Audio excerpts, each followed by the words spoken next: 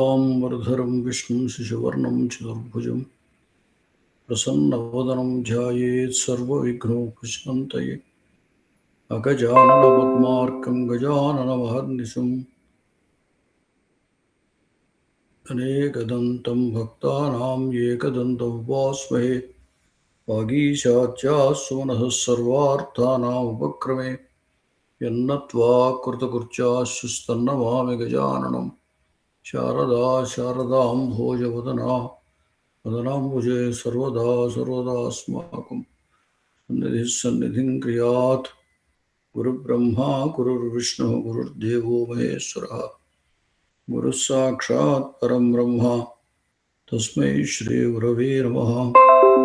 ॐ नमः पाणिनिकाचार्य पतञ्जलिभ्यः शब्दविद्या सम्प्रदायकर्तृभ्यो वंशऋषिभ्यो महद्भ्यो मुनिभ्यो गुरुभ्यः।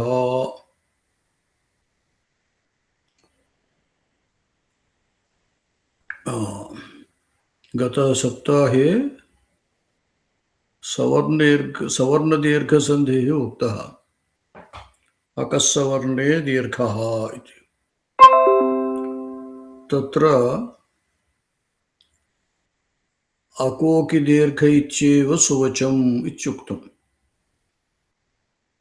अकः सवर्णे अचुपरे दीर्घः एकादेशः स्यात् इति सूत्रार्थः। तत्र अकः सवर्णः कः भवति इति चेत् पुनः अकः एव भवति।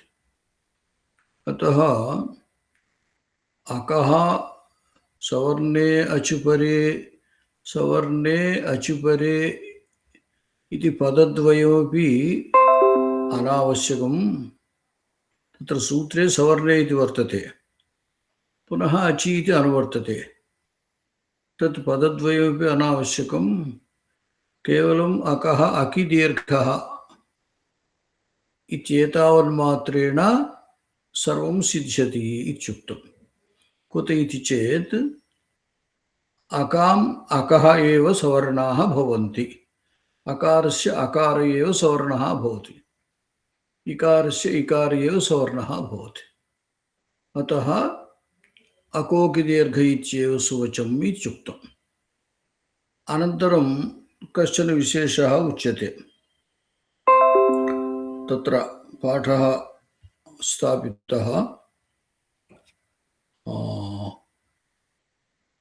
दर्शयामि।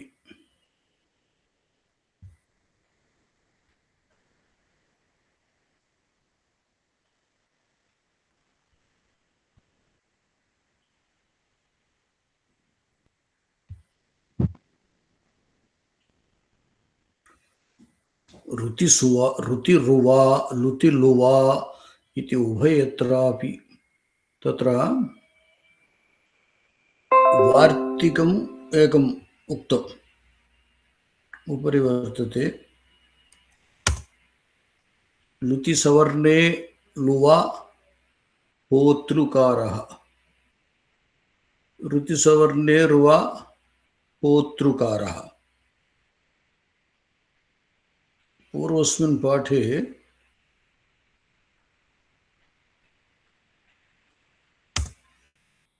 ऋतिसवर्णे रुवा लुतिसवर्णे लुवा इति वार्तिकद्वयम्। ऋतिसवर्णे रुवा नाम ऋतिसवर्णे ऋतिरुवा इति। तत्र ऋकारस्य ऋकारे परे, ऋकारः आन्ध्रभाषायाम् अरुकारः इति वदामः। अतः ऋकारस्य ऋकारे परे सवर्णदीर्घः भवति इति अकस्सवर्णे दीर्घः इति सूत्रं वदति। तेन सूत्रेण ऋकारस्य ऋकारे परे सवर्णदीर्घः आदेशः भवति। होतृकारः इत्यत्र होतृ ऋकारः, होतृ इत्यत्र अन्ते ऋकारः वर्तते। तस्य ऋकारपरकत्वे उभयोः ऋकारयोः स्थाने ऋकारस्यैव दीर्घे होतृकारः एवं भवति। लुकारविषये ऋळुवर्णयोर्मिथः सावर्ण्यं वाच्यम् इति उक्तत्वात् होतृलुकारः इति यदा भवति तदा होतृ इत्यत्र ऋकारस्य लुकारः इत्यत्र लुकारस्य उभयोः स्थाने ऋकारस्यैव दीर्घः भवति। ऋळुवर्णयोर्मिथः सावर्ण्यं वाच्यमित्यनेन ऋकार लुकारयोः सवर्णसंज्ञा विधानात् अत्र ऋकारस्य दीर्घः भवति, लुकारस्य दीर्घः नास्ति। तत्र उक्तं वर्णानां विभागे आ इति अष्टादशानां संज्ञा तथा कार उकारो ऋकारस्त्रिंशतः एवं लुकारोपि। अपि च लुकारः 12 तस्य दीर्घाभावात् लुकारस्य 12 इत्युक्तं तस्य दीर्घाभावात् एवं ये चापि 12 तेषां ह्रस्वाभावात् एवं रीत्या संज्ञाप्रकरणे उक्तम्। अतः ऋकार लुकारयोः सवर्णदीर्घे दीर्घः कः आगच्छति इति चेत् ऋकारदीर्घ एव आगच्छति। लुकारस्य दीर्घाभावात् लुकारदीर्घः नास्ति, न आगच्छति। अतः होतृकारः तत्र पदच्छेदे होतृलुकारः, होतृ इत्यत्र अन्ते ऋकारः अस्ति, तस्य लुकारपरकत्वम् अस्ति लु, परन्तु ऋकारलुकारयोः आदेशः ऋकारः नाम ऋकारस्य दीर्घः होतृकारः इत्येव आगच्छति। अनन्तरं होतृलुकारः पक्षे ऋकारः सावर्ण्यात्। अत्रापि होतृ नाम कश्चन व्यक्तिः ऋकारस्थाने लुकारम् उच्चारयति। होतृ इति ऋकारे वक्तव्ये होतृ इति लुकारं वदति, तदानीं होतृ लुकारः इति अस्ति। केवलम् उदाहरणार्थम् एतत् प्रदर्श्यते। होतृ इति ऋकारे वक्तव्ये ऋकारस्थाने लुकारं कश्चन वदति, तदानीं किं भवति? होतृ लुकारः। उभयत्रापि लुकारः अस्ति, परन्तु तत्र सवर्णदीर्घे लुकारस्य दीर्घ अभावात् ऋकारदीर्घः आगच्छति। होतृकारः। होतृ इत्यत्र लुकारः, लुकारः इत्यत्र लुकारः, उभयोः स्थाने ऋकारदीर्घ एव आगच्छति, होतृकारः इति भवति। इदानीं कश्चन विषयं वदति, कञ्चन विषयं वदति। ऋतिसवर्णे रुवा एवं लुतिसवर्णे लुवा। अत्र होतृ इत्यत्र ऋकारः वर्तते, तस्य ऋकारः इति ऋकार एव परत्वेन वर्तते। उभयोः सवर्णदीर्घः आगच्छति, होतृकारः इति भवति, तदन्यत्। इदानीम् अनेन वार्तिकेन उभयोः स्थाने ऋकारः एव उच्यते, ऋकारस्य दीर्घः नोच्यते, ऋकारः एव उच्यते। एवं होतृ इत्यत्र लुकारः वर्तते, पुनः लुकारः इति लुकारः परत्वेन वर्तते। अत्रापि उभयत्र उभयलुकारयोः द्वयोः लुकारयोः स्थाने लुकारः एव आगच्छति। अत्र प्रदर्शितं तत् ऋतिसवर्णे, पश्यन्तु, ऋतिसवर्णे रुवा वार्तिकं होतृकारः। अत्र किमस्ति? होतृ इत्यत्र ऋकारः, अनन्तरं ऋकारः इत्यत्र ऋकारः, उभयोः ऋकारयोः स्थाने ऋकारः एव आगच्छति। होतृकारः अनेन सूत्रेण वार्तिकेन। एवमेव होतृ लुकारः इत्यत्र होतृ, तत्र लुकार होतृ, पुनः लुकारः, उभयोः लुकारयोः स्थाने लुकारः एव आगच्छति। ऋतिसवर्णे लुवा लु, एवम् उपरि ऋतिसवर्णे रुवा विकल्पेन। अत्र विवरणं करोतु। कुतः इति चेत् होतृ इत्यत्र ऋकारः एकमात्रिकः,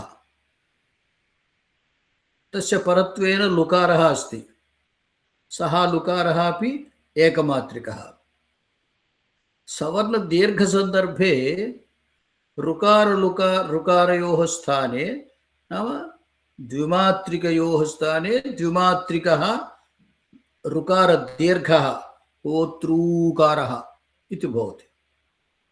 परन्तु इदानीम् उभयोः ऋकारयोः स्थाने ऋवा ऋकार एव विधीयते। अयं ऋकारः एकमात्रिकः वा द्विमात्रिकः वा? कुतः? दीर्घः चेत् द्विमात्रिकः एव भवति, परन्तु तत्र दीर्घोच्चारणं नास्ति।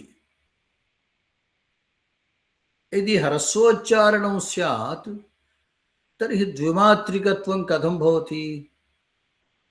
एकमात्रिकः इति वक्तुं न शक्यते। कुत इति चेत् तत्र स्थानसाम्यं न भवति। तत्र होतृ इत्यत्र ऋकारः ह्रस्वः एकमात्रिकः, पुनः परत्वेन वर्तमानः ऋकारः अपि एकमात्रिकः। उभयोः स्थाने दीर्घः चेत् दीर्घस्य द्विमात्रिकत्वात् सम्यगेव भवति। इदानीं तु उभयोः ऋकारयोः स्थाने ऋकारः इति वदति। अयम् आदेशः ऋकारः द्विमात्रिकः। तत् कथं द्विमात्रिकः इति चेत् अत्र विवरणं करोति। ऋतिरुवा लुतिलुवा इति उभयत्रापि विधेयं वर्णद्वयं द्विमात्रम्। ऋतिरुवा इति वार्तिकेन विधीयमानः ऋकारः द्विमात्रिकः। एवमेव लुतिसवर्णे लुवा इति वार्तिकेन विधीयमानः लुकारः अपि द्विमात्रिकः। विधेयं वर्णद्वयं द्विमात्रम्। तस्य श्रवणे एकमात्रिकत्वेन श्रूयते, तस्य द्विमात्रिकत्वं कथं? यदि द्विमात्रिकः चेत् उच्चारणे द्विमात्रिकतया उच्चारणं कर्तव्यं। साधारणतया ऋकारः एकमात्रिकः होतृकारः इति वक्तव्यं। होतृकारः होतृ इति तत्र मर्दनं न स्यात्, मृदुतया उच्चारणं कर्तव्यं। ऋकारः इति होतृकारः। तदानीं ह्रस्वस्य एकमात्रिकत्वात् उच्चारणेऽपि एकमात्रा श्रवणं भवति। इदानीं तु अत्र किं वदति? ऋकारयोः द्वयोः स्थाने विधीयमानः ऋकारः द्विमात्रिकः। एवं ऋकार लुकारयोः अथवा लुकार लुकारयोः स्थाने विधीयमानः लुकारः अपि द्विमात्रिकः। ह्रस्वः एव, परन्तु तस्य द्विमात्रिकत्वं वदति। कथं तस्य द्विमात्रिकत्वम् इति चेत् उच्यते।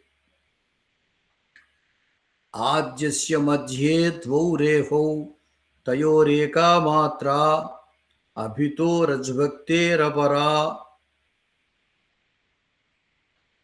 अस्माकम् उच्चारणसन्दर्भे मातृ एवं यत्र कुत्रापि लुकारः उच्चारणे ऋकार उच्चारणे रेफश्रवणं भवति, लुकार उच्चारणे लकारश्रवणं भवति। तादृशरेफस्य अत्र किं वदति, द्वौ रेफौ, अत्र आदेशः ऋकारः, ऋकारे श्रूयमाणः रेफः एकः नास्ति, तत्र रेफद्वयं वर्तते। हलः अर्धमात्रिकत्वं, हलः उच्चारणम् अर्धमात्रिकं, व्यञ्जनं तु अर्धमात्रिकम् इत्युक्तम्। नाम र् इति रेफमात्रस्य उच्चारणे अर्धमात्राकालः भवति। अतः द्वौ रेफौ, अतः द्वयोः रेफयोः सम्मिल्य एका मात्रा। आद्यस्य मध्ये द्वौ रेफौ, तयोः एका मात्रा। अनन्तरं रेफयोः अभितः अजुभागः वर्तते। अचः ह्रस्वस्य अचः एकमात्राकालः, अतः अभितः अचुभक्तेः, भक्तिः नाम भागः, अभितः समन्तात् विद्यमानस्य अच् भागस्य एका मात्रा। एवञ्च द्वयोः रेफयोः एका मात्रा, अचः एका मात्रा। एवञ्च अत्र विधीयमानः आदेशः ऋकारः द्विमात्रिकः, अतः कालसाम्यं भवति। मातृ अथवा अत्र होतृ इत्यत्र ऋकारः अस्ति, पुनः परत्वेन ऋकारः इत्यत्र ऋकारः अस्ति। होतृ इत्यत्र ऋकारः एकमात्रिकः, ऋकारः इत्यत्र ऋकारः एकमात्रिकः। द्वयोः ऋकारयोः स्थाने आदेशत्वेन विधीयमानः ऋकारः द्विमात्रिकः इति अभिप्रायः। तत्र दर्शयामि किञ्चित्।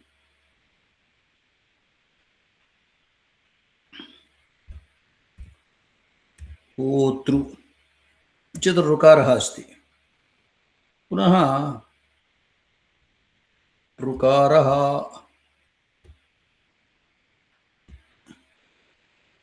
अस्ति। अत्र होत् दर्शयामि केवलं ऋकारः, अनन्तरं पुनः ऋकारः।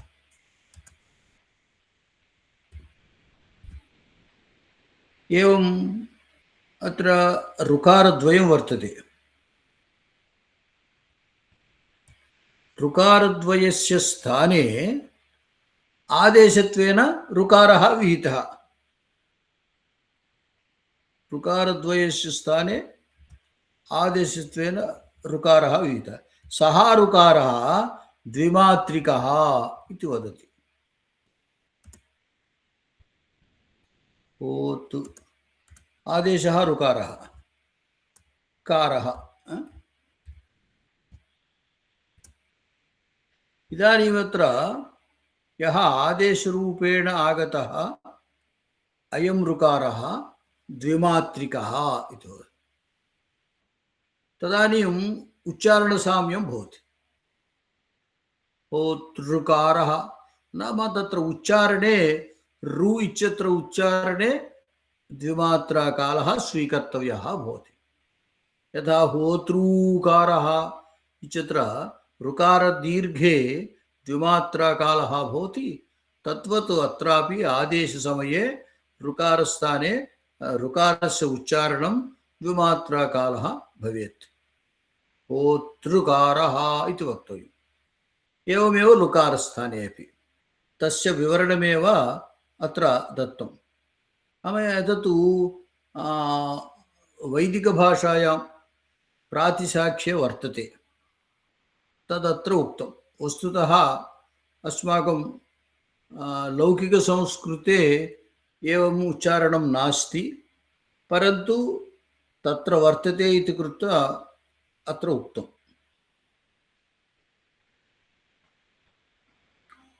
अत एव एतादृशं विवरणम् आवश्यकम् आसीत्। ऋतिरुवा लुतिलुवा इति उभयत्रापि विधेयं वर्णद्वयं द्विमात्रम् आद्यस्य मध्ये द्वौ रेफौ तयोः एका मात्रा अभितः अज्भक्तेः अपरा। एवमेव लुतिसवर्णे लुवा इत्यत्रापि द्वितीयस्य तु मध्ये द्वौ लकारौ। तत्र प्रथमवार्तिके ऋतिसवर्णे रुवा रु इति विधीयते, सः रु इति द्विमात्रिकः आदेशः। एवमेव लुतिसवर्णे लुवा इत्यत्र लु इति विधीयते, सः अपि द्विमात्रिकः। तत्र मध्ये द्वौ लकारौ, अभितः अज्भागस्य एका मात्रा, एवञ्च द्विमात्राकालः तस्य उच्चारणं भवति। शेषं प्राग्वत् इह उभयत्रापि रुच्यकः इति पाक्षिकः प्रकृतिभावो वक्ष्यते। इदानीं पश्यन्तु, होतृ ऋकारः इति वर्तते। तत्र ऋतिसवर्णे रुवा इत्यनेन विकल्पेन उभयोः ऋकारयोः स्थाने द्विमात्रिकः ऋकारः आदेशः आगतः। तदानीं होतृकारः इति भवति। एतद् विकल्पं ऋतिसवर्णे रुवा इति वार्तिकेन विकल्पेन आदेशः। तदभावपक्षे होतृ ऋकारः अस्ति। तत्र रुच्यकः इति अनन्तरप्रकरणे आगच्छति। ऋतिपरे अकः प्रकृतिभावः भवति। विकल्पेन ह्रस्वः प्रकृतिभावश्च उक्तः। तत्र दीर्घः अस्ति चेत् ह्रस्वः भवति, दीर्घः नास्ति चेत् ह्रस्वस्य ह्रस्वः एव। नाम ह्रस्वः एव वर्तते चेत् पुनः तस्यैव ह्रस्वः चेत् सः तथैव वर्तते ह्रस्वः। एवं तेन रुच्यकः इत्यनेन होतृ इत्यत्र ऋकारस्य ऋकारः इति ऋकारः परत्वेन वर्तते। अत्र सवर्णदीर्घः इदानीं नास्ति, प्रकृतिभावः भवति। प्रकृतिभावः नाम सन्ध्यभावः। यथा वर्तते तथैव वर्तते, तत्र परिणामः कोऽपि न भवति। प्रकृतिभावो नाम सहजत्वेन स्थितिः, प्रकृतिः नाम स्वभावः। अतः सहजत्वेन स्वभावत्वेन स्थितिः नाम यथा तथैव वर्तते इति तात्पर्यं। तत्र परिणामः न भवति। तदानीं होतृ ऋकारः इत्येव भवति। स च प्रकृतिभावः विकल्पः। रुच्यकः इत्यनेन प्रकृतिभावः विकल्पः। तस्य अभावे उपर्युक्त अकसवर्णे दीर्घः इत्यनेन दीर्घः होतृकारः। एवञ्च किं भवति, तत्र रूपत्रयं भवति। होतृ ऋकारः इत्यनेन इत्यत्र ऋतिसवर्णे रुवा इति विकल्पेन द्विमात्रिक ऋकारादेशे होतृकारः इति रूपम्। तस्य विकल्पत्वेन अभावपक्षे रुच्यकः इत्यनेन प्रकृतिभावः। प्रकृतिभावः चेत् किं भवति, होतृ ऋकारः एवमेव भवति। तस्यापि विकल्पत्वेन तदभावपक्षे अकसवर्णे दीर्घः इत्यनेन दीर्घः भवति। आदौ वैकल्पिकविधिः कर्तव्यः, अनन्तरं नित्यविधिः। अकसवर्णे दीर्घः इति नित्यविधिः, नित्यशास्त्रम्। ऋतिसवर्णे रुवा इति वैकल्पिकम्, రుచ్యకः इति पाक्षिकः प्रकृतिभावः, नाम प्रकृतिभावः अपि वैकल्पिकः। अतः आदौ ऋतिसवर्णेरुवा इति ऋकारादेशः, तदभावपक्षे ऋच्यकः इति प्रकृतिभावः, तदभावपक्षे अकसवर्णे दीर्घः इति सवर्णदीर्घः। एवं रीत्या भवति तत्र होतृकारः, होतृऋकारः, होतृकारः। वृत्तिसवर्णेरुवा इति ऋकारादेशपक्षे होतृकारः, प्रकृतिभावपक्षे होतृऋकारः, सवर्णदीर्घपक्षे होतृकारः। एवमेव लुकारस्थाने होतृलुकारः, लुतिसवर्णे लुवा इति लुकारादेशपक्षे होतृकारः, तदभावपक्षे लुतिसवर्णे रुवा इति प्रकृतिभावः। ऋकारलुकारयोः सावर्ण्यम् अस्ति, अतः सः प्रकृतिभावः अत्रापि आगच्छति। अतः प्रकृतिभावपक्षे होतृलुकारः। अनन्तरं सवर्णदीर्घपक्षे लुकारस्य दीर्घाभावात् ऋकारदीर्घः एव आगच्छति, अतः होतृकारः एव। अनन्तरं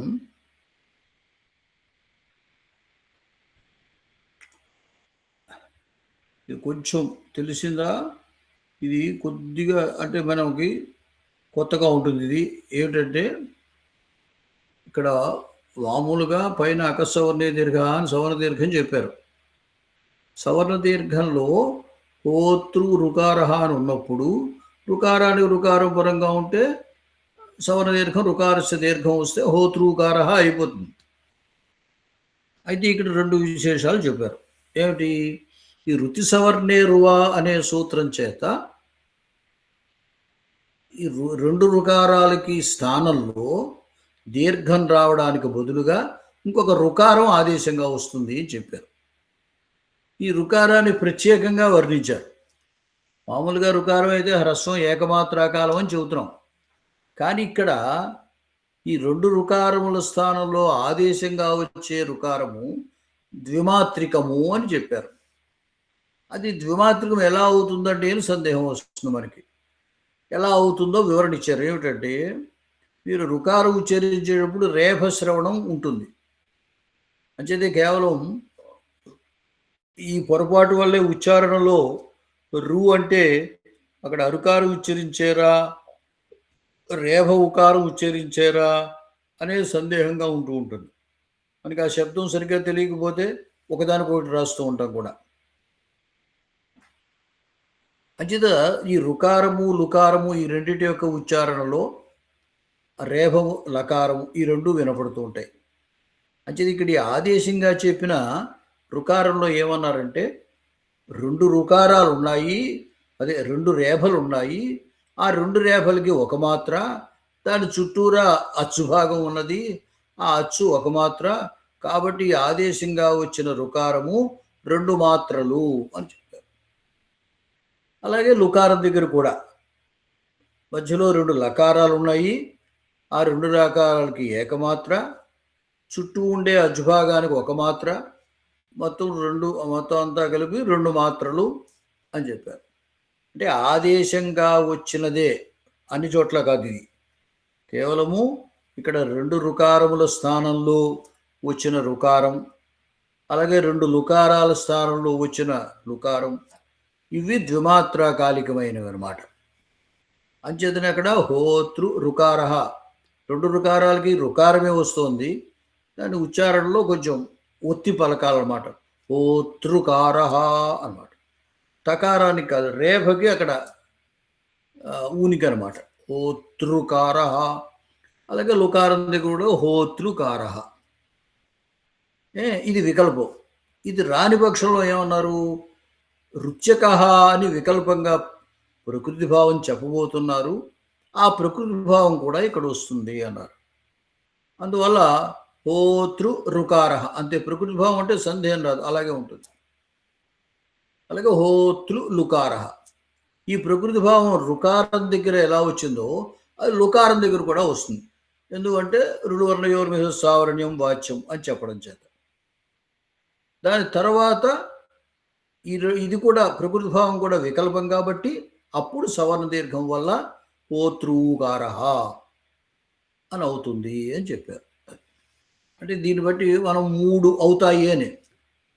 ద్విమాత్రికమైన రుకారాదేశంతో ఒక రూపం, అది రాని పక్షంలో ప్రకృతి భావంతో ఒక రూపం, అది రాని పక్షంలో సవర్ణ దీర్ఘంతో ఒక రూపం, అలాగనమాట. తర్వాత పూర్వరూప సంధి చెబుతున్నారు ఇప్పుడు. ఇంతకుముందు పరరూప సంధి వచ్చింది. ఏంగి పరరూపం. ఏంగి పరరూపానికి ఏం చెబుతున్నాము? అవర్ణానికి ఏం కాదు అంటే ఏవో, అకారానికి ఏవోలు పరంగా ఉంటే ఆ ఏవోలే వస్తున్నాయి, అకారం పోతోంది. అకార ఏకారాలకు ఏకారం వస్తుంది, అకార ఓకారాలకు ఓకారం వస్తుంది. సరిగ్గా దాన్ని తిరగేస్తే ఏమవుతుంది? ఏకారమునకు అకారం పరంగా ఉందనుకోండి, అలాగే ఓకారానికి అకారం పరంగా ఉందనుకోండి. ఇక్కడ ఏకారము అకారం ఈ రెండింటికి ఏకారమే వచ్చేస్తుంది. ఓకారానికి అకారం పరంగా ఉన్నప్పుడు రెండింటికి ఓకారమే వచ్చేస్తుంది. అంటే అక్కడైనా ఇక్కడైనా ఏంగులే ఏకార ఓకారాలే నెగ్గుతున్నాయి అన్నమాట, అకారం పోతుంది. పరరూప సంధిలో అకారానికి ఏకారం పరంగా ఉంటుంది, అక్కడ ఏకారమే వస్తుంది. ప్ర ఏజతే, ప్రాలో అకారం, ఏజతేలో ఏకారం, అకార ఏకారాలకు ఏకారం వచ్చి ప్రేజతే అవుతుంది. అలాగే ఉపోషతే, ఉపాలో అకారం, ఓషతి ఓకారం, అకార ఓకారాలకు ఓకారమే వస్తుంది, ఉపోషతి అని అవుతుంది. ఇక్కడ ఏమిటంటే ముందు ఏకారం తర్వాత అకారం ఉంటుంది, అది చెబుతున్నారు. ఈసారి చూడండి. ఏంగ పదాంతాత్ అతి, పదాంతాత్ ఏంగ అంటే పదాంతం ముందున్న ఏంగు కంటే పరంగా ఉన్నటువంటి. అతి, అతి పరే తస్మిన్ నిర్దిష్టే పూర్వస్యే కదా, అతి పరే. ఇక్కడ ఏకః పూర్వపరయో అని అది అధికారం అంచేత పదాంతాత్ ఏంగ అతి పరే పూర్వరూపం ఏకాదేశ స్యాత్. పూర్వపరయో పూర్వరూపం. ఇంతకుముందు ఏంగి పరరూపం దగ్గర పూర్వపరయో పరరూపం. పదాంతాత్ ఏంగ అతిపరే పూర్వరూపం ఏకాదేశ స్యాత్. హరే అవా, హరే సంబోధన, ఓ హరి, అవా, అవా అంటే రక్షించు, హరే అంటే ఏకార వర్తతే, అవా ఇత్యత్ర అకార, ఏకార అకారయో స్థానే ఏకార ఆగచ్చతి పూర్వరూపం. अतः हरे वा. एवं विष्णु, विष्णु शब्द से संबोधनम हे विष्णु अवा, ओकार अकार स्थाने ओकार, विष्णु वा, हरे वा, विष्णु वा. सर्वत्र विभाषा गो, सर्वत्र संस्कृतं द्विधा उच्यते खलु, लौकिक संस्कृतं वैदिक संस्कृतं.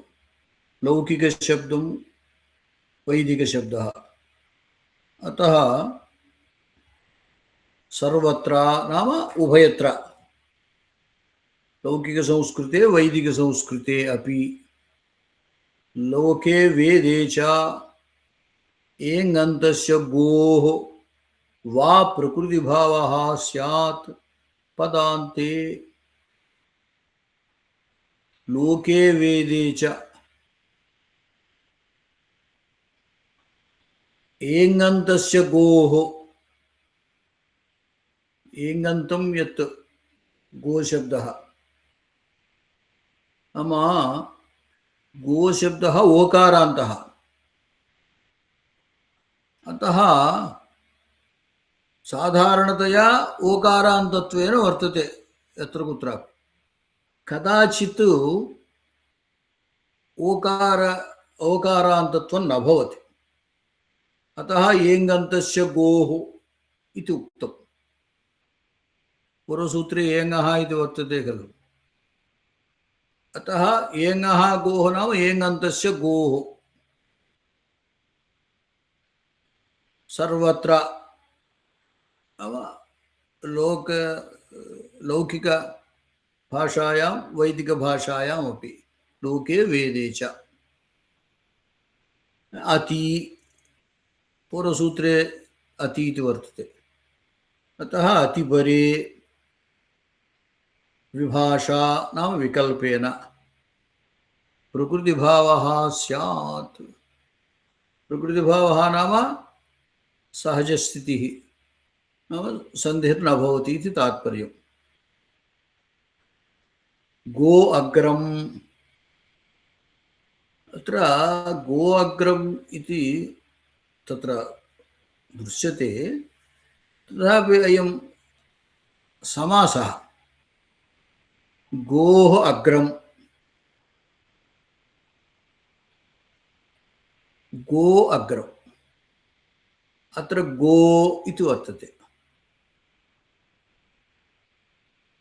अग्रम् इत्यत्र अकारः, ह्रस्व अकारः। गो इति एकं पदं, पदान्ते विद्यमानस्य गोशब्दस्य ओकारः एङन्तत्वेन वर्तते। ओकारः एङ्, अतः एङन्तं गोपदं भवति।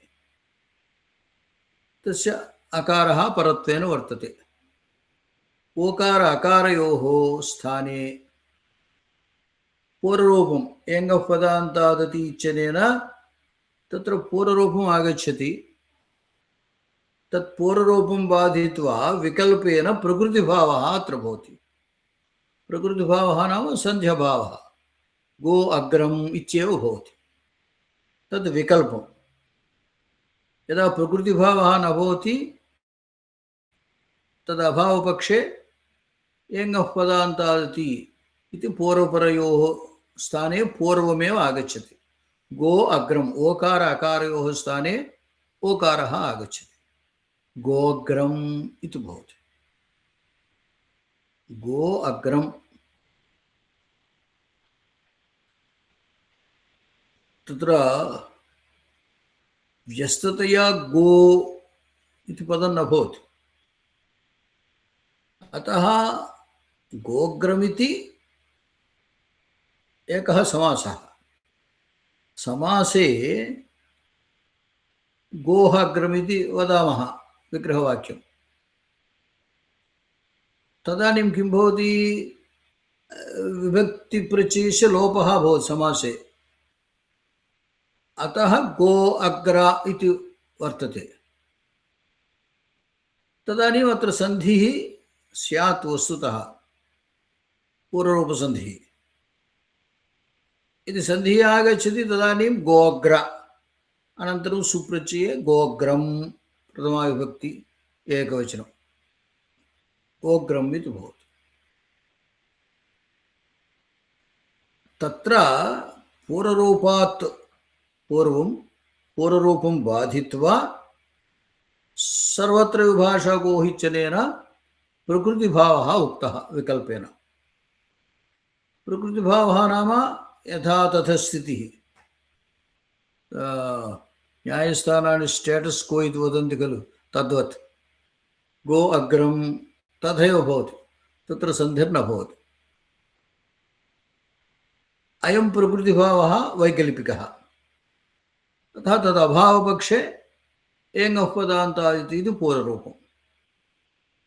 अतः गो अग्रम् इति प्रकृतिभावरूपं, गोग्रम् इति पूर्वरूपरूपम्।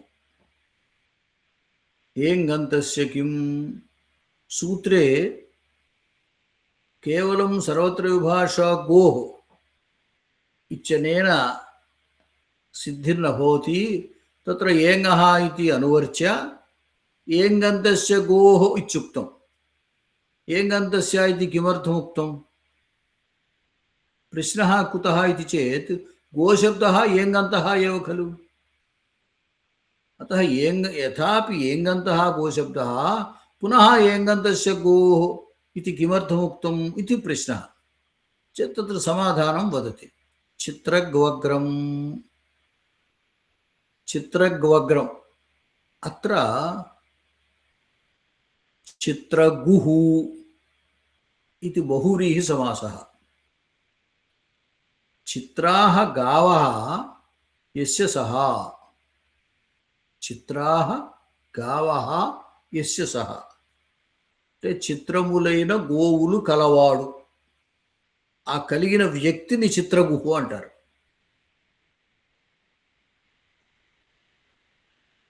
చిత్రాः गावः यस्य सः अत्र बहुव्रीहि समासे चित्रगो इति भवति।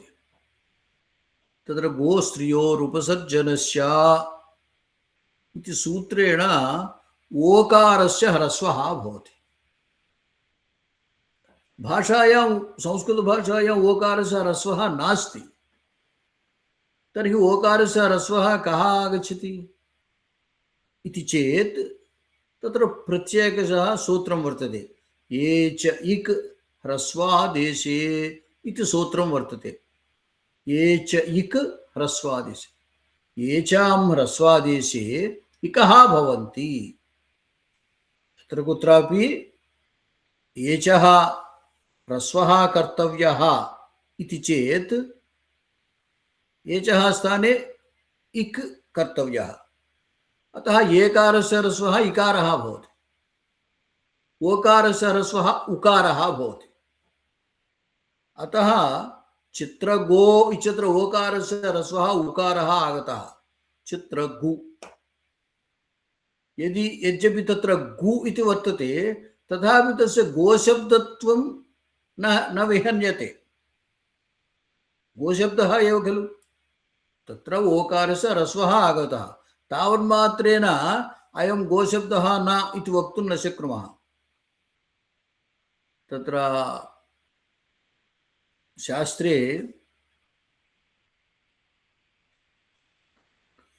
तत्र तद् सन्दर्भे एकदेशविकृतम् अनन्यवत् इति कश्चन न्यायः वर्तते अथवा काचन परिभाषा वर्तते। एकदेशविकृतम् अनन्यवत् न अन्यवत्। एकदेशः नाम अवयवः। यदा कदाचित् यस्य कस्यचित् कस्यचन अवयवस्य विकारे अपि तत् अन्यत् वस्तु न भवति अथवा सः अन्यः न भवति।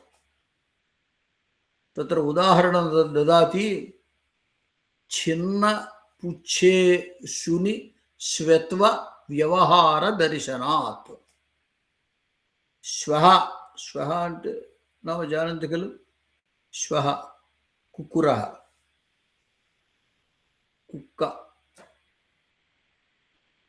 तस्य पुच्छं छिन्नं, छिन्नपुच्छे शुनि। यद्यपि शुनः पुच्छं छिन्नं तथापि सः श्वा एव भवति, अन्यः जन्तुः न भवति। కుక్కకి తోక తెగినా దాన్ని కుక్కే అని అంటారు కానీ ఇంకోటి అనరు. అంటే ఏమైంది, ఒక అవయవము వికారము చెందినా అది వేరొక వస్తువు కాదయ్యా అని చెప్పాడు. అలాగే ఇక్కడ గోశబ్దంలో ఓకారము ఒక భాగం, దానికి కొంచెం వికారం వచ్చిందంటే అవయవం, ఓకారం ఉకారమైంది. అయినప్పటికీ దాన్ని గోశబ్దం అనే అంటారు కానీ గోశబ్దం కాదు అనడానికి లేదు. అందువల్ల ఏంగంతమైన గోశబ్దము అని చెప్పాము అన్నాడు. ఇదని చిత్రగు అగ్రం. చిత్రాः गावः यस्य सः चित्रगुः इति बहुव्रीहि समासः. अनन्तरं चित्रगोः अग्रम् इति षष्ठी तत्पुरुषः. अत्र चित्रगु अग्रमिति वर्तते समासे। यद्यपि गु इति गोशब्दः भवति तथापि तस्य एङन्तत्वं नास्ति, अतः अत्र प्रकृतिभावः न भवति। एङन्तस्य गोशब्दस्यैव प्रकृतिभावः उक्तः सर्वत्र विभाषा गोः इत्यनेन। चित्रगु अग्रमित्यत्र गोशब्दस्य एङन्तत्वाभावात् प्रकृतिभावः न भवति इति तात्पर्यम्। अनन्तरं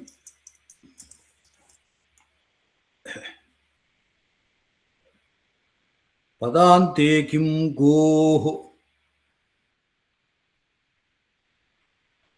गौः गावो गावः गोशब्दस्य पंचमी अथवा षष्ठी एकवचनं गोः इति भवति। अत्र गोः इति सम्पूर्णम् एकं पदम्।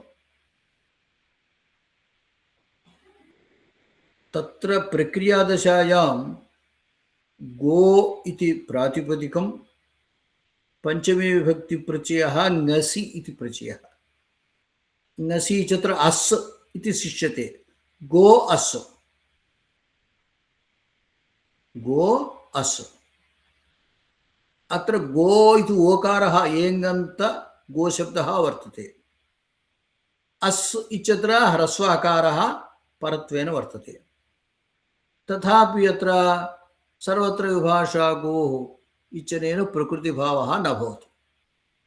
कुतः चेत् प्रकृतिभावः स्यात् पदान्ते, नाम पदान्ते विद्यमानस्य ओकार गोशब्दस्य ओकारः भवेत्। अत्र गो इति वर्तते परं तस्य पदत्वं नास्ति।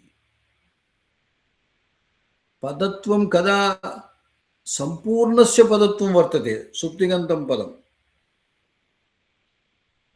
केवल गो इत्यस्य पदत्वं नास्ति। अपि च एकं सूत्रं पदसंज्ञासूत्रम्, अपि च एकं सूत्रं वर्तते, तद्वदामि। स्वादिश्वसर्वनामस्थाने इति एकं सूत्रं वर्तते। तत्र असर्वनामस्थानेषु परतः पूर्वस्य पदत्वं वर्तते, परन्तु परत्वेन विद्यमानः प्रत्ययः अजादिः न भवेत्। यकारादिः वा अजादिः वा न भवेत्। अजादि प्रत्ययपरकत्वे पूर्वस्य भ संज्ञा भवति। भ यचिभम् इति सूत्रं वर्तते। अतः यकारादि अजादि प्रत्ययपरकत्वे पूर्वस्य भसंज्ञा भवति, अन्य प्रत्ययपरकत्वे पदसंज्ञा भवति। अत्र प्रधानतया सुप्रत्ययेषु सु औजस् समोषस् एवं रीत्या 11 प्रत्ययाः भवन्ति। तत्र प्रथम पंचविभक्तीनां सर्वनामस्थानानि इति संज्ञा। सु औजस् अम् औट् एतासां पंचविभक्तीनां सर्वनामस्थानमिति संज्ञा वर्तते। अतः तत्र पदसंज्ञा न भवति पूर्वस्य। तदनन्तरं नाम द्वितीया विभक्ति बहुवचन प्रभृति सप्तमी विभक्ति बहुवचन पर्यन्तं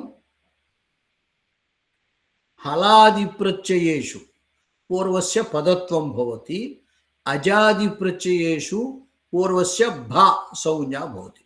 भ संज्ञा इति वदन्ति। भ इति संज्ञा, तस्य प्रयोजनानि अन्यानि सन्ति, तदिदानीं नावश्यकम्। इदानीं किमर्थम् एतदुक्तम् इति चेत् अस् इति अजादिप्रत्ययः, अतः तत्परकत्वे पूर्वस्य पदसंज्ञा न भवति। गोस् इति सम्पूर्णस्य सुप्तिगन्तं पदम् इच्छनेन पदत्वं वर्तते। गोस् इति सम्पूर्णस्य पदत्वं वर्तते, तत्र मध्ये विद्यमानस्य गो अस् इत्यवस्थायां गो इत्यस्य पदत्वं नास्ति। द्वितीयसूत्रेणापि अजादिप्रचयपरकत्वे पूर्वस्य पदत्वं न भवति। एवञ्च किं गो इत्यस्य पदत्वं नास्ति। अतः पदान्ते इत्युक्तत्वात् अत्र गो इत्यस्य पदत्वं नास्ति इति कृत्वा अत्र प्रकृतिभावः न भवति।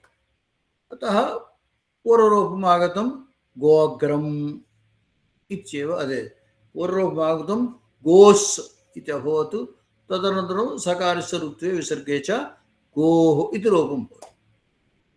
गोः इति गोशब्दस्य पंचमी अथवा षष्ठी एकवचन रूपं। तत्र उभयत्रापि अस् इत्येव वर्तते। अतः पूर्वस्य पदत्वं नास्ति। अतः गो इत्यस्य एकत्वेपि पदत्वाभावात् अत्र प्रकृतिभावः न भवति। पूर्वरूपसन्धौ गोः इति रूपं भवति। अनन्तरम् अवं स्फोटायनस्य, स्फोटायनः व्याकरणशास्त्रे स्फोटशब्दस्य महान् अर्थः विशेषः वर्तते। अस्य ऋषेः नाम स्फोटायनः। स्फोटः एव अयनं यस्य सः स्फोटायनः। अयं स्फोटशब्दः अत्र व्याकरणशास्त्रे शब्दब्रह्मवाचकः। अतः शब्दब्रह्म एव अयनं यस्य सः स्फोटायनः इति तस्य अर्थः, परन्तु तस्य नाम स्फोटायनः। तस्य अभिप्राये गोशब्दस्य अचिपरे अवङ्गादेशः स्यात्। अत्र तस्य अभिप्राये अवङ्गादेशः भवति, इतरेषाम् अभिप्राये अवङ्गादेशः न भवति। अतः अर्थात् वैकल्पिकत्वं सिद्धम्। नाम साक्षात् वा इति तत्र नास्ति सूत्रे, परन्तु स्फोटायनस्य इत्युक्तत्वात् स्फोटायनस्य अभिप्राये अवङ्गादेशः भवति। इतरेषाम् अर्थात् इतरेषाम् अभिप्राये न भवति। अतः वैकल्पिकः सिद्धः। अतीति निवृत्तम्, इतः पूर्वसूत्रे अतीति वर्तते, तद् अतीति अत्र न स्वीक्रियते, अचीति स्वीक्रियते। अतः अचिपरे पदान्ते गोरवङ् वा स्यात्। अचिपरे पदान्ते गोः, पदान्ते विद्यमानस्य गोशब्दस्य, ओकारः नाम अलोञ्चस्य, गोशब्दस्य अवङ्गादेशः, गोशब्दस्य इति षष्ठी विभक्तिः, अलोञ्चस्य षष्ठी निर्दिष्टस्य अन्त्यस्य अलः एव स्यात् इत्युक्तम्। अतः गोः इति षष्ठ्यन्तं पदम्। अतः गोशब्दान्तस्य ओकारस्य अवङ्गादेशः भवति। अत एव तत्र अवङ् इत्युक्तम्। अवङ् इति किमर्थम् उक्तः इति चेत् अव इति आदेशः। अलोञ्चस्य इति परिभाषा किं वदति? षष्ठी निर्दिष्टस्य अन्त्यस्य आदेशः इति वदति। तत्रैव अन्यत् सूत्रं वर्तते, अनेकाल् सित् सर्वस्य। यदि आदेशः अनेकाल् भवति तदानीं सर्वस्य आदेशः भवति इत्युक्तम्। अयम् अव इति आदेशः अनेकाल्, अनेक वर्णाः सन्ति तस्मिन् अवा इत्यत्र अकारः वकारः अकारः वर्णत्रयं यदा आदेशः अनेकाल् भवति तदा सर्वस्यापि आदेशः यस्य उक्तः तस्य सर्वस्य अत्र गोशब्दस्य अवादेशः उक्तः अतः गो इति सर्वस्य शब्दस्य स्थाने अवङ्गादेशः भवति अतः तद् निवारणार्थं पुनः तत्र अवङ् इति ङकारः स्थापितः ङकारः इत् ङित् ङित् इत्यनेन किं प्रयोजनम् इति ङिच्च अयमपि अञ्चस्यैव स्यात् सर्वादेशापवादः इति तत्रैव उक्तं यदा आदेशः ङित् भवति तदा अञ्चस्यैव आदेशः भवति अतः अत्र गोशब्दाञ्चस्य ओकारस्य अवङ्गादेशः भवति न तु सर्वस्य शब्दस्य एवम् अतः अत्र गो अग्रम् इति वर्तते ओकारस्य अवङ्गस्फोटायनस्य इत्यनेन अवङ्गादेशः अवङ् इत्यत्र ङकारः इत् अव इति शिष्यते ओकारस्य स्थाने अव इत्यादेशे गव अग्रम् अनन्तरं सवर्णदीर्घः गवाग्रम् इति भवति गो अग्रम् चित्र तत्र सर्वत्र विभाषा गोः इत्यनेन विकल्पेन प्रकृतिभावः आदौ वैकल्पिककार्यं कर्तव्यम् अतः विकल्पेन प्रकृतिभावः गो अग्रम् तदभावपक्षे अवङ्गस्फोटायनस्य अयमपि वैकल्पिकः एव अतः विकल्पेन अवङ्गादेशः अवङ्गादेशे गव अग्रं गवाग्रम् एतदभावपक्षे उपरि एङ्गः पदान्तादति इत्यनेन पूर्वरूपं गोऽग्रम् एवं गो अग्रम प्रकृतिभाव रूपम गवाग्रम अवंगादेश रूपम गोग्रम पूर्वरूप रूपम गो अग्रम इति स्थिते सर्वत्र आदौ सर्वत्र विभाषा गोः इत्यनेन विकल्पेन प्रकृतिभावे गो अग्रम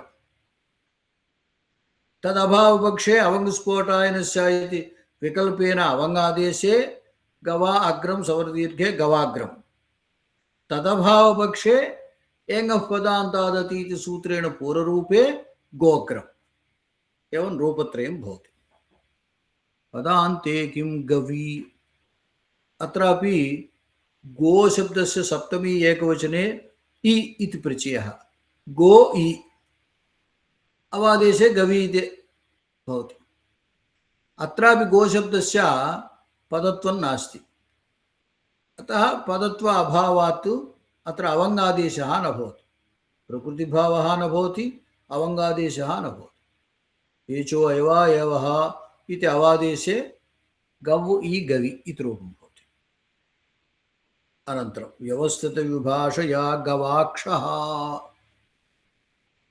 अत्र कश्चन विशेषः अस्ति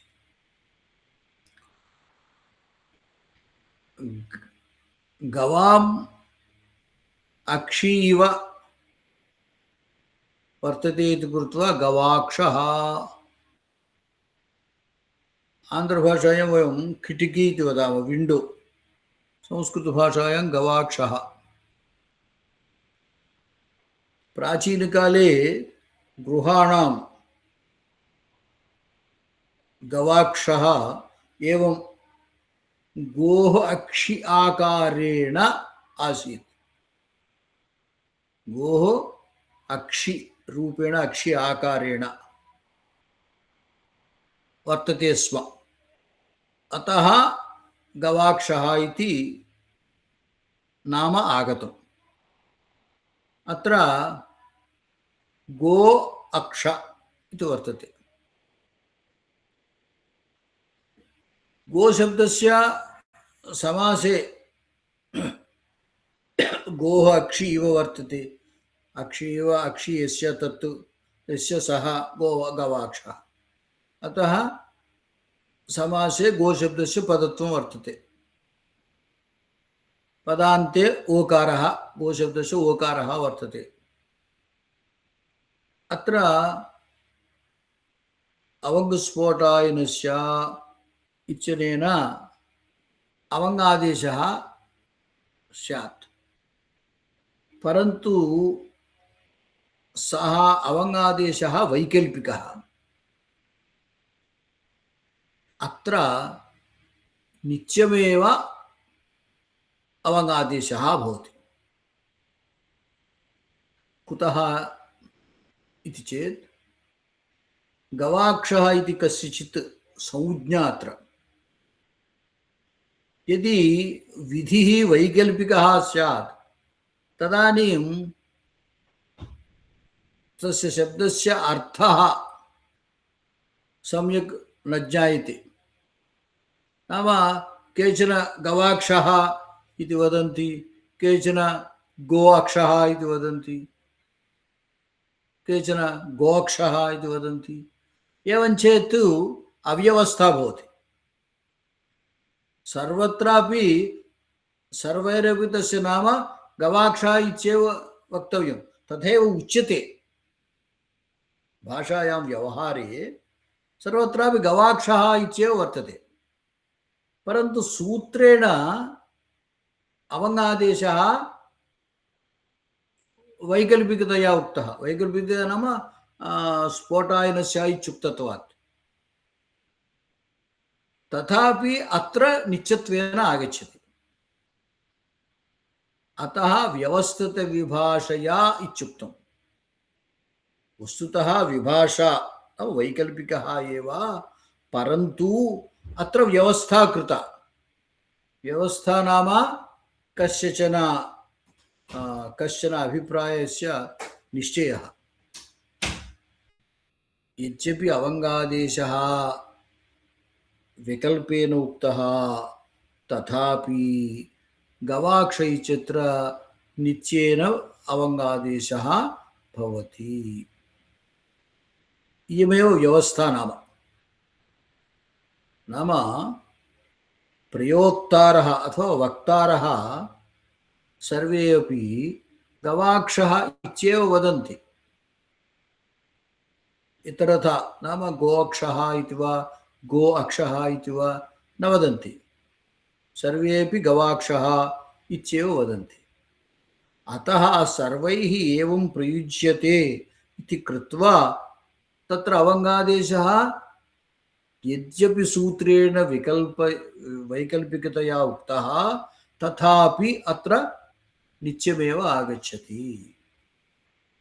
नित्यम् आगच्छति गवाक्षः इत्यत्र अवङ्गादेशः नित्यम् आगच्छति इत्येव व्यवस्था। अतः व्यवस्थितविभाषया नाम विभाषायाः व्यवस्थितत्वात्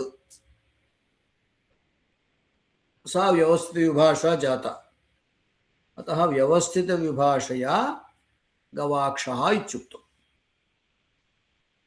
एवं तत्र एतादृशविशेषाः सन्ति। यद्यपि विकल्पः भवति, कदाचित् एवं व्यवस्थितविभाषारूपेण क्वचित् अयं विधिः न भवत्येव, क्वचित् नित्यं भवति। तथा व्याख्यानेन अस्माभिः ज्ञायते। वस्तुतः विकल्पेन स्यात्, तथापि केषुचित् प्रयोगेषु तस्य विधेः नित्यतया प्रवर्तनात् व्यवस्थितविभाषया नित्यम् अत्र अवङ्गादेशः, अथवा व्यवस्थितविभाषया अत्र न भवति। एवं रीत्या व्यवस्थां कुर्वन्ति। अतः गवाक्षः इत्यत्र विभाषायाः व्यवस्थितत्वात् नित्यम् अवङ्गादेशः।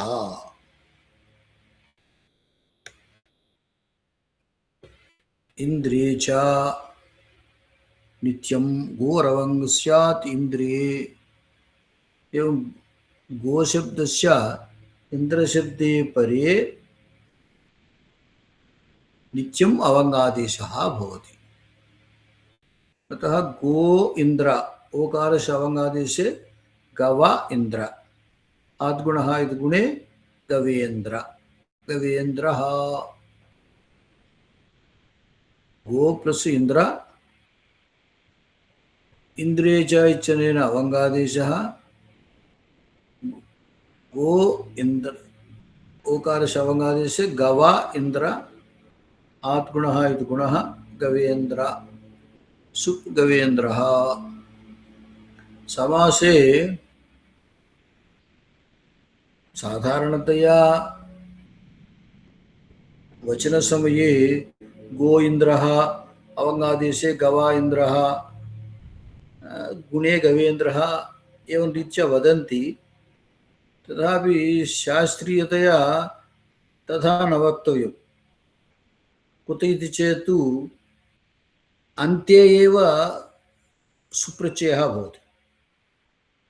अतः प्रक्रियाया सर्वस्य प्रक्रियाया अनन्तरं गो इंद्र समासे गो इंद्र एव भवति आदौ। ओकारसमादेशे गव इंद्र गुणे गवेन्द्र अनन्तरं सुप्रत्यये गवेन्द्रः इति भवति। परन्तु सामान्यतया एवं वदन्ति गो इंद्रः इति वदन्ति। वस्तुतः तथा न वक्तव्यं भवतु।